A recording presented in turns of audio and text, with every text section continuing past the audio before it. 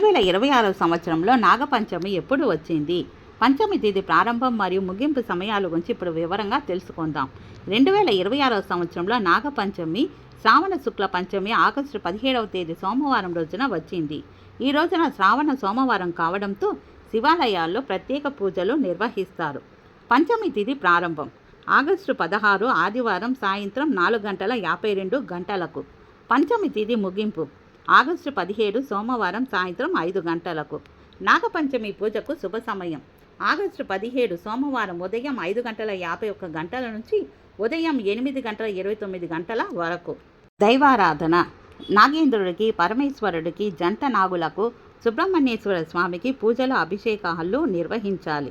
పండుగ విశిష్టత ఈ రోజున శ్రావణ శుక్ల పక్ష పంచమి తిథి మరియు శివునికి అత్యంత ప్రీతికరమైన సోమవారం కావడంతో ఈ పండుగ చాలా విశిష్టమైనదిగా పరిగణించబడుతుంది.